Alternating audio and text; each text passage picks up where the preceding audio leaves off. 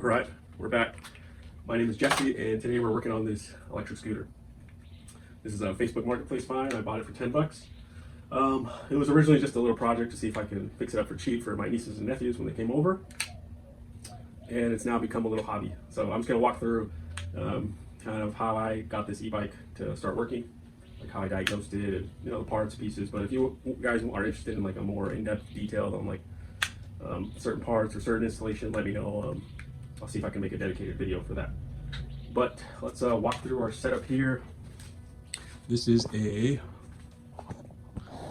Segway Ninebot electric scooter. So when I bought this, it was completely stock. Luckily it came with a charger, because the chargers, some of them can be really cheap and then some of them were kind of expensive. So it came with the charger, but when you plugged it in, you know, nothing happened. So something was wrong. Something was wrong either with the battery, the controller, a wire, or something. So this is kind of the original setup here. This would go here. Our factory controller would go in this location here. And I believe that's what was malfunctioned in this battery, was the controller. I couldn't find any like wires that were burned or, you know, frayed. Nothing looked like it was shorted. And the battery actually had, I think, like 21 or 22 volts. So the battery was good. This battery is 21.6 volts, 5,000 milliamp hours. So the battery was actually good. It held charge. And I couldn't find anything, you know, just visibly, overtly, you know, bad. So that's what led me to believe that it was the controller. So in my research and buying parts for these scooters, I've learned a couple things. And if you're, you know, trying to repair your scooter or just trying to learn more about scooters, you're going to run into two of the very most common types of DC motors. There's AC and DC motors. This is a DC motor, and this is a simple DC motor, which is nice because if you follow the wires coming out of your DC motor, on this scooter, the motor is in the front, and so we have this thick kind of insulated wire coming out of the motor, and this is all that comes out of it. It's these three thick gauge phase wires that are coming out of the motor. And if you notice on your electric scooter, when you follow the wires coming out, you have three thick wires, plus you have like 5 or 6 of these smaller gauge, colorful, like red, yellow, black, green wires. Then your DC motor has Hall sensors. The DC motors with Hall sensors, I believe they're just more efficient. Those sensors help kind of push current to help power the windings inside the motor more efficiently, where the more simple motors, they still work, they're just not as efficient. So when I bought my first controller, it was for a DC motor with Hall sensors, so it didn't work. And so I returned it to Amazon and I bought this one.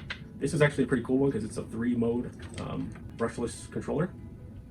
So it means that it can work with like simple DC motors like this that don't have any Hall sensors, but it also has the capability to work with DC motors that have Hall sensors.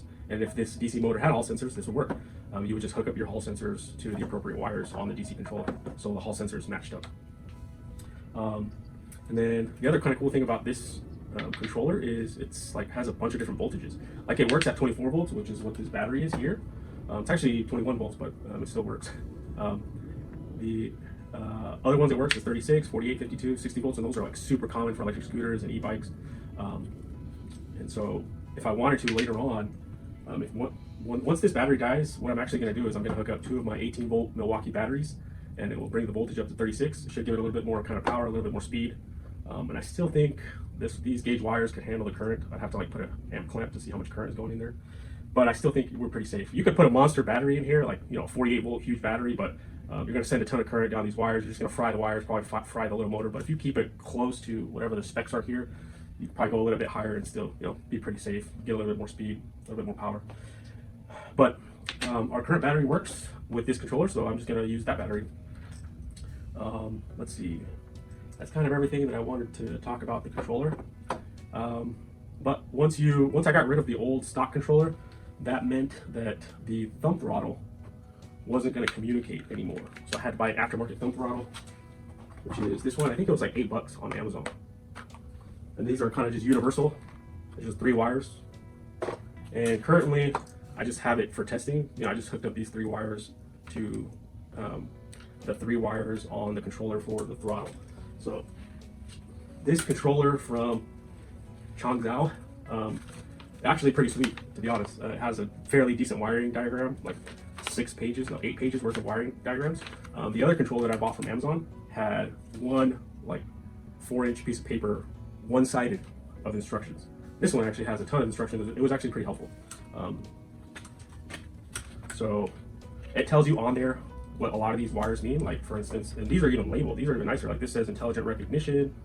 This says low level e-brake, high level brake, brake light power. Like all these are labeled, which is pretty nice. The other controller I bought from Amazon didn't have any labels. It had hardly any instructions. This one's like everything's nicely labeled, and it's got, you know, decent instructions. But when I got this controller, this is the original Segway Ninebot controller.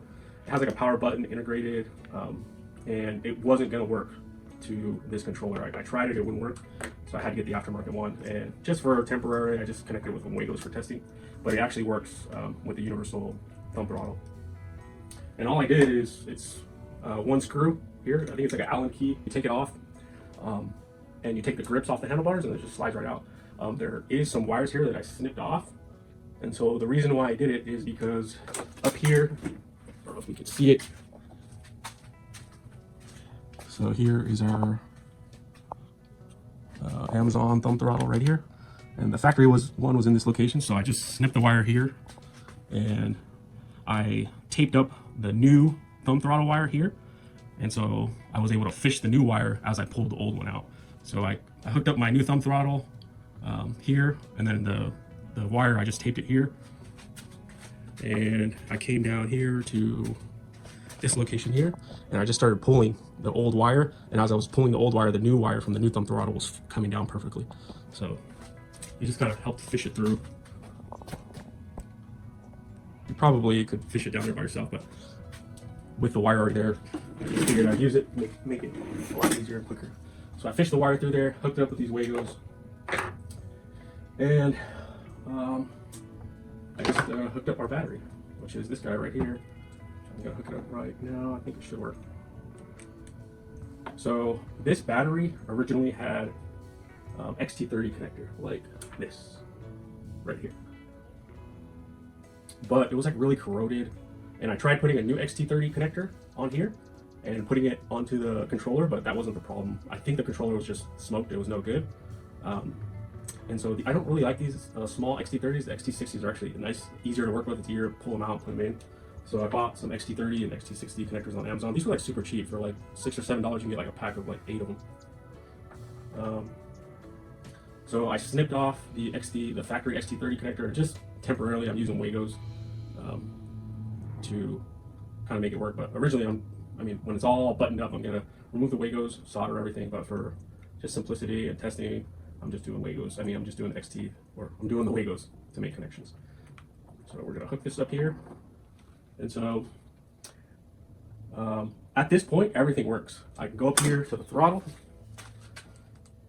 Let's see if you can see the wheel here. There's our wheel. You can see there. Works perfect. And the only problem with that is I actually put it all together, stuffed it in here, put it all together, and it works. But if I had to charge it, I had to disassemble the whole floor, disconnect this battery to charge the battery. So I wanted to make it not so not user friendly. I wanted to be able to function just kind of any other e-bike. Like I wanted it to have an on-off switch. The factory controller controls a lot of stuff. It controls like these lights that are on the bottom. It controls the on-off switch. It has the charging port kind of integrated into the controller. So once you remove that, the lights don't work on the bottom. The light doesn't work on the back. The charging port is kind of nixed. So you kind of have to figure out a way to rewire all that stuff in. But it wasn't terribly difficult. So we'll disconnect this. All right. So I was able to salvage the old charging port here. This is our charging port right here. And all I did is solder some wires to extend the charging port. And I got it going into the battery here. And I just have it kind of spliced right now into these Wagos. again, once I'm done with testing and everything works, I'll solder all this together just so it's a little bit better secure connection.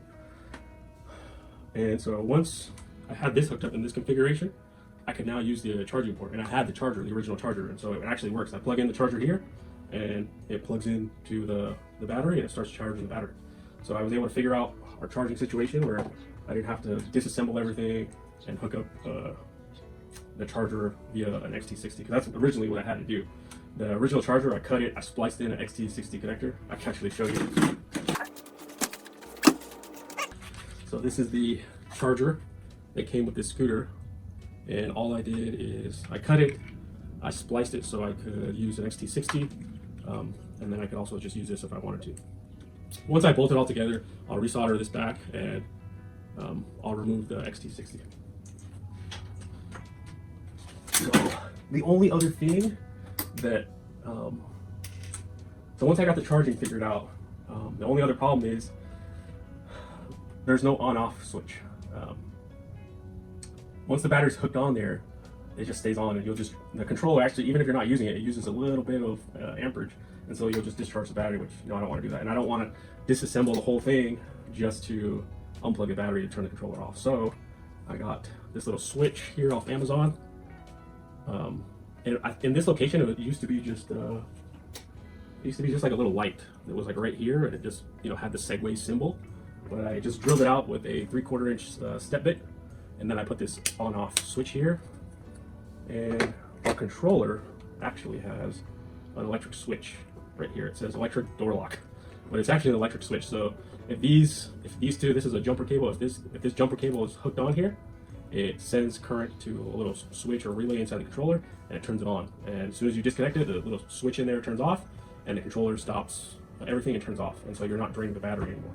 And so I've already kind of tested this, and all I'm going to do is extend these wires here from our little switch with some of this extra trailer wiring that I had, and we're going to cut this. Actually, we might not even need to cut it. I might just be able to cut it here and then just solder the two pieces on here, and then we'll just plug it in here, and then this switch will be acting as me unplugging it and plugging it, and that should turn off the controller. I've already tested it just with some kind of alligator clips and wires. It functions exactly how I think it's going to work. It cuts the power off to the controller, and then you're not able to engage the throttle. You're not able to do anything, and so effectively the controller is not on anymore, and you're not draining from the battery. So I think for now, there's a couple things in here I had to remove. There was like some plastic, I don't know, molded brackets in here, and like kind of little walls for like a heatsink that was in here. But all I did is I used kind of some very heavy duty lineman pliers like this one, and I just literally just broke off all the tabs and all the little walls, because with all the tabs and walls there, the controller was just a little too high and the floor wouldn't sit down properly. So let's try and, let's see here. Let's try to organize this in here kind of quick.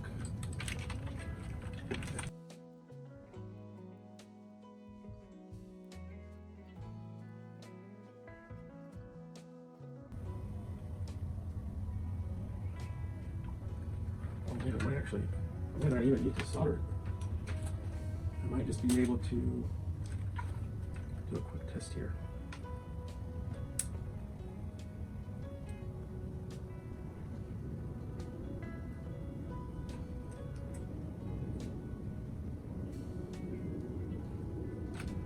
All right.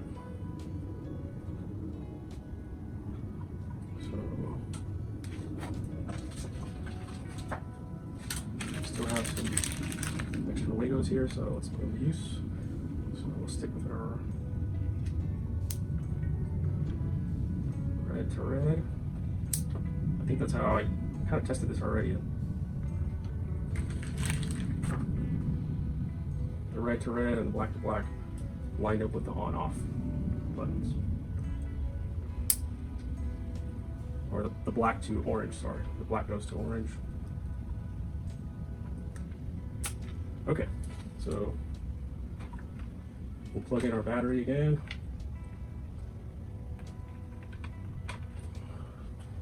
And so currently it's in the off position. So if I hit the throttle, it shouldn't work. So our throttle's right here. I'm pushing the throttle and nothing's happening. But if we push to our on position, we hit the throttle up here now. Everything's back to working. Hit the off position, come back, nothing. Cuts power to the motor. So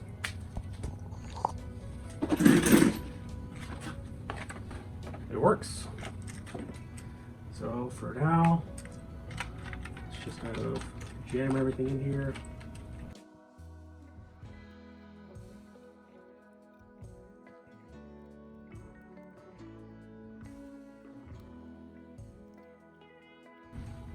So there's actually a lot of little screws that hold this in place, but I'm just gonna put 4 just to kind of hold it.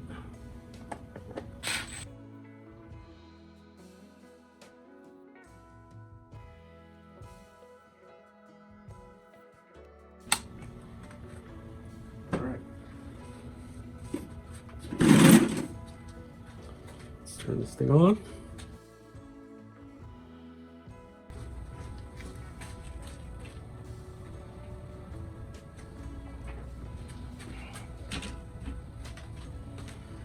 All right, hit the throttle, off we go. All right, now we'll turn it off.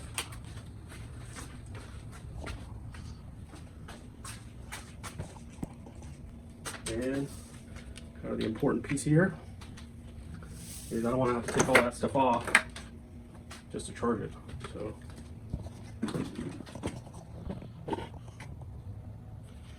our charging port, and it's back to charging. All right.